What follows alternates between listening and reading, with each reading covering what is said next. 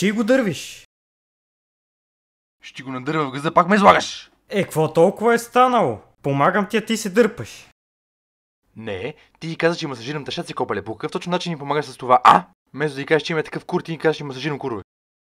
Ангеле, леко намихняш. О, на хули ти ми личи. Само искам да знаеш, че от една седмица си го мия с твоята четка за зъби на копишко. Защо? Защо? За дето ми свърши началото в първи клас. Моля, ти застана сам пред мен. Да, защото се целеше в майка. И тогава, ако беше оцелил майка своята малка ланга, ще ти забие моят право слепочето. Реално исках да рекошира от нея в теб.